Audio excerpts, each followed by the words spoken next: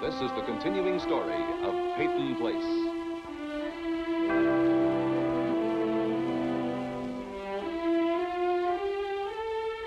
Starring Dorothy Malone as Constance Mackenzie, Ed Nelson as Michael Rossi, Mia Farrow as Allison Mackenzie, Ryan O'Neill as Rodney Harrington, Barbara Parkins as Betty Anderson, Tim O'Connor as Elliot Carson, Christopher Conley as Norman Harrington.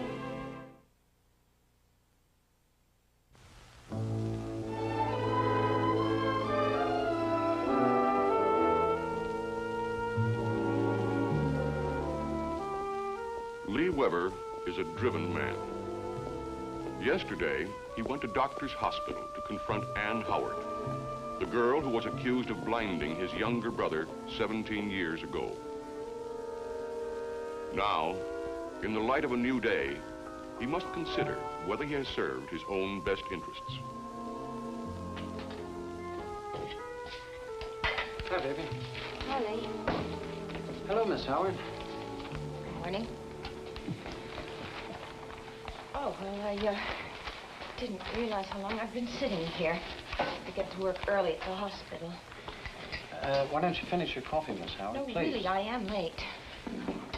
You know, we're going to be bumping into each other a lot. I don't want you to think you have to run every time you see me.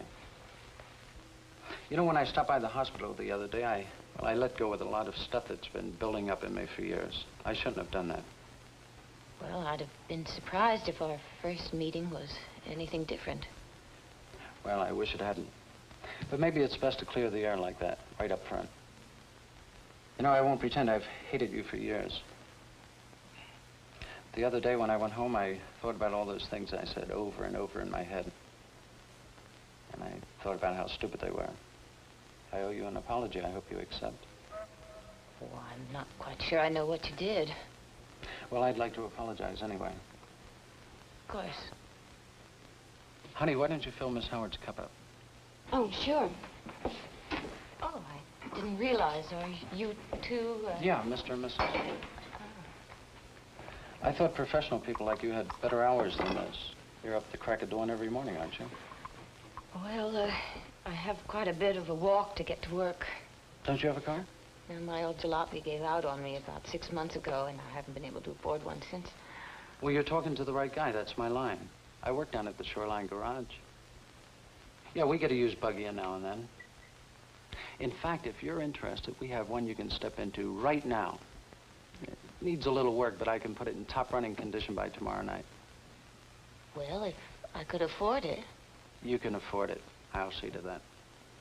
That's very nice of you. Well, I owe it to you. Oh, and I owe you how much? Oh, well, 75 cents. Thank you, Sandy. Thank you. You will get in touch with me about the car. Sure. Good. Bye. Bye.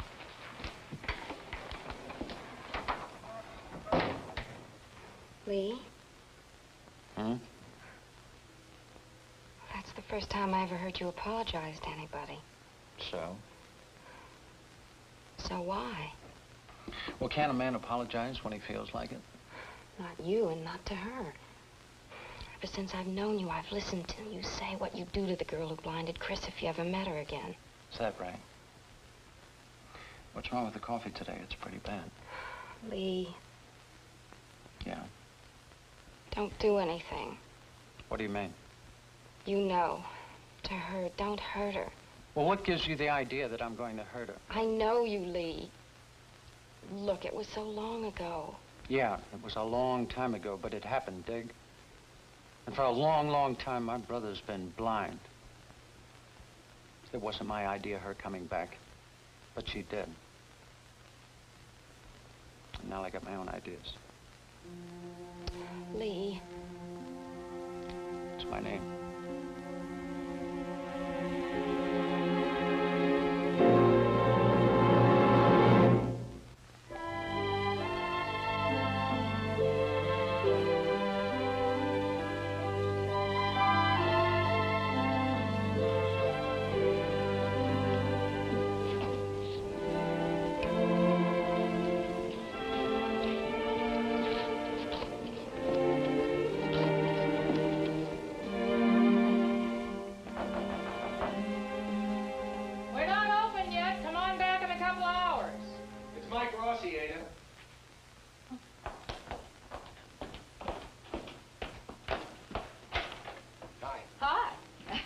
me a little early. Can I talk to you? Sure, come on in. I'll get you a cup of coffee. Oh, fine. Got cream and sugar? Sure. Well, being in a bar like this early in the morning kind of reminds me when I was in New York interning there in the theater section. It's kind of like backstage there in some of those off-Broadway theaters. Of course, their coffee wasn't nearly as good as yours, I'm sure. Have you seen Rita lately or talked to her? Yeah, I called her. She told me she wasn't going to have a baby. Yeah. You know, I would have made some grandmother. Well, there's plenty of time for that, huh? Is that what you came to tell me? No, I was hoping you might tell me something. About Rita's medical history. Well, what's wrong with her? Well, nothing. I mean, she's just kind of run down now. But I was wondering if there was any history of fainting or shortness of breath or anything. She's always been real healthy. Now, wait a minute, Ada. You're talking to Mike Rossi, not some cop that's questioning you. But she has always been healthy, Doctor. That's the truth. Oh, well, I thought maybe she'd had some childhood illness, say, scarlet fever. Yeah, but that was a long time ago. She hadn't even started school yet. Oh, well, she did then. I mean, was she sick afterwards? Well, it seems to me about a week afterwards, she ran a little fever and I put her into bed. She complained of any aches? I don't remember. What's this all about, Doctor? How long was she in bed? Oh, 10 days, maybe 2 weeks. Why? Did she have any swelling of the joints or a rash or anything like that? She didn't have any rash, I don't think, but her elbows and knees swelled up. I thought it was just from not getting any exercise. And I think she did have some blotches on her skin. Maybe that was a rash. Well, like I said, I thought it was just from laying around. It didn't look serious. Was there a doctor in attendance? When she had the scarlet fever, yeah. How about afterwards? No, I didn't see any need. What's this all about, Doctor? Well, I think Rita may have had rheumatic fever. Well, children get rheumatic fever, and sometimes they get over it before the parents know anything about it. Well, so she got over it. She's over it now, isn't she? Oh, yeah, sure, of course. It's just I wanted to know about her history, that's all. No, Doctor. There's something else. What is it? Well, I only examined her once. It isn't fair. What did you find, Doctor? Please. Well, there's an indication of a faint heart murmur. Now, it's nothing serious, at least nothing for the time being. But it could mean that she... Now, we're not going to speculate about what it could mean. If there was anything to worry about, believe me, I tell you. Ada, I'm not going to lie to you about this. Fair enough. Well, there's no reason why we should tell Rita or Norman about this. No reason to worry them about it, huh?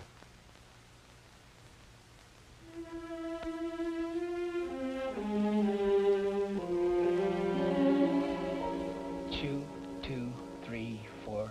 Swallow, 2, 3, 4. No fear laughing. Okay at ease until you get that down. No fear spitting it out. Okay, okay. You know, when Rod and I were little, we had a Scottish cook named Agnes who used to always make us eat hot cereal for breakfast. Not the usual kind, which was bad enough, but her own concoction. It tasted like glue. But when she wasn't looking, we'd pour it into our pockets and try and get outside before it soaked through. And we'd feed it to the dog. He loved the stuff. Healthiest dog in town. I wish we had a dog. I wish we had room for a dog. Let's go to the country this weekend. Where? I don't know. Somewhere where there's room. On a picnic. And we'll take along a sleeping bag.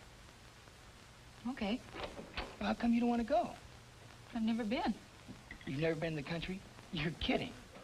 Well, once on a biology field trip in the 7th grade. It was horrible. I got poison oak. Great. Then I'll have the privilege of introducing you to trees that nobody planted, to grass that nobody mowed, to ivy, fern, and moss that grow where they like. I can't wait. Come on, eat up. Same to you. Norm, did you notice something wrong between Allison and Rod last night? Yeah, they did seem kind of jumpy. I have a feeling they might break up. I'm glad we're through that so-called phase. Are you? Come on, eat up. Answer. Well, that's a stupid question, obviously.